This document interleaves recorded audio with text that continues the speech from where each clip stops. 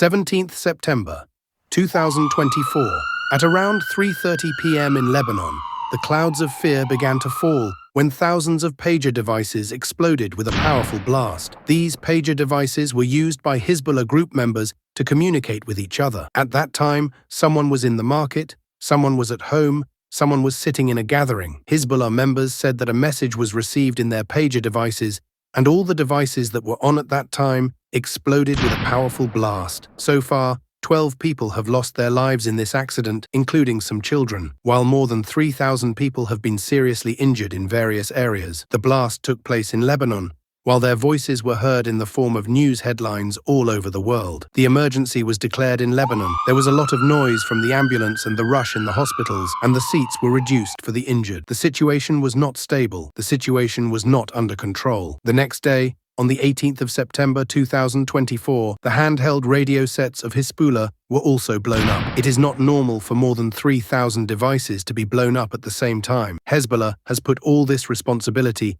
on its biggest enemy, Israel. But how did all this happen? Viewers, pager device works through a wireless communication system. It does not use any kind of SIM card or mobile network. Through radio signals, text messages can only be received on this device. Hezbollah's group was first dependent on cell phones, but they were in danger that Israel, with whom they have been fighting wars for the last few months, can hack cell phones and track their location. This was the reason why they banned mobile phones and decided to use the simplest and most secure device, pager, which they were hiding from the Israeli intelligence agency Mossad and using as an announcement group. Important updates were received by everyone in this announcement group. All pager devices are connected to a pager network. Whenever a message is to be sent, it first goes to the pager network, and then this message reaches all other pagers connected to that network. When the signal reaches the pager checks the signal with its unique identification code. If the signal matches, the pager message is accepted. It is still being told that more than 3,000 pagers have been blown up, most of which are near the southern Lebanon border. In this attack,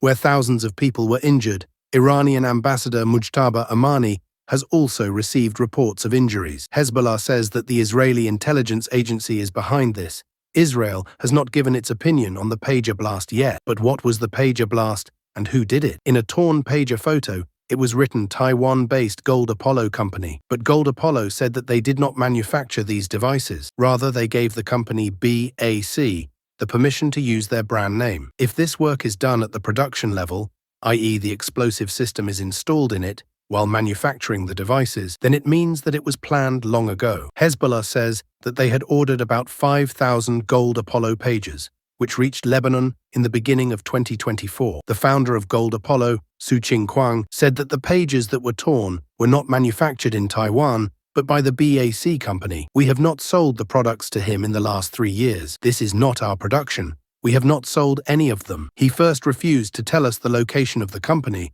but after seeing the seriousness of the matter, he told us that it is a company from Budapest, the capital of Hungary. Pager's special model was AR924, which was manufactured by Hungarian firm BAC, according to Gold Apollo. Its design, functions, and sales were all done by this firm. Only the name Gold Apollo was used. Gold Apollo's founder said that the company has been his partner for almost 3 years, but he is also surprised that it is a Hungarian company, but their payments come from the Middle East. BAC consulting website, which is not open yet, also mentioned that they deal in telecommunication products, and they have been in this business for the last 10 years. In Hungary, after checking the registration of this company, it was found that this company called BAC also works in electronic medical devices, electronic parts, and in the fields of oil and gas. Now, a company that does all this will obviously be spread at a very high level, but it is not like that. When German news agency DW visited the office address of BAC, it was a small house with an A4 paper on it. On this paper,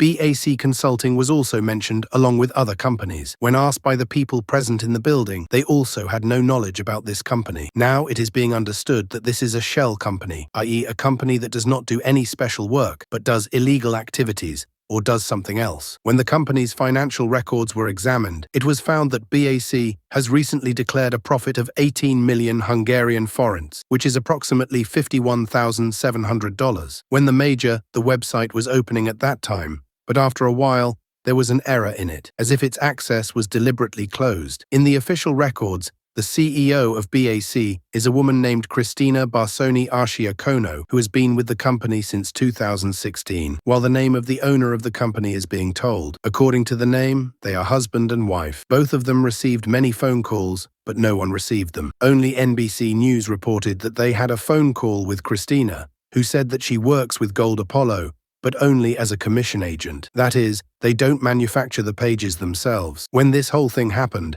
the Hungarian government also jumped in the middle. Their spokesperson said in a tweet on X that BAC's manufacturing facility is not in Hungary. Many people think that Hezbollah was wronged in this before the delivery of the pages or during the manufacturing, while maybe this BAC company also has no direct influence on pager attacks, because if this had happened, the company would have shut down its website or would have disappeared to avoid this accusation. It is also possible that this company was also used. Experts believe that 8 to 10 grams of explosives were already hidden in the pages. A separate electronic chip must have been installed to tear it apart. That chip must have activated the explosive code by sending a special code number to the pager. Now the question arises that when the Hezbollah pager network was a private network, that is, only the message could be sent in it, which is the admin of that network, or its device is registered on the network. Then who sent that special code number to this private network? It is possible in only 3 cases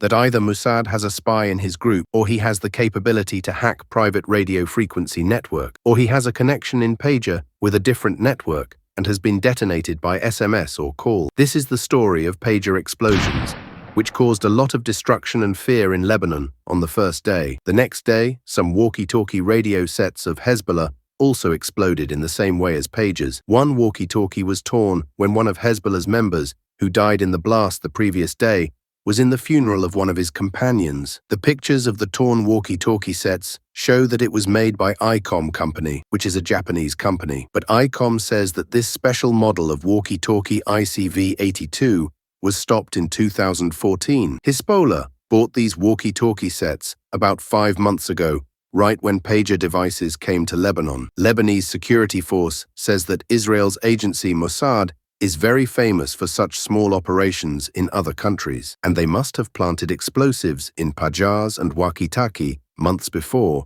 with great planning and then detonated them on seeing the opportunity. Let me tell you that many such operations have been accused of by the Israeli Mossad agency before, which were done secretly. In 2010, Mossad launched a computer bomb named Stuxnet. Its target was Iran's nuclear program. In this attack, America is also associated with Israel. In 2007, Operation Orchard was launched, in which Israel hacked Syria's air defense system so that its system could not detect Israeli jets. Mossad has also been accused of spying on different countries, companies, and individuals using cyber capabilities. That is, he has secretly spied on them. The pager attack in Lebanon is considered to be the most dangerous attack of its kind, which has no example in history. This incident has created a new debate in the world that if this work can be done with pagers or walkie-talkies, then will our mobile phones be safe from it or not? Wars have been going on before and will continue to happen in the future, but a new way of attacking has been invented, which makes it difficult to stay safe. What is your opinion about this? Do tell me in the comment section. See you in the next great video.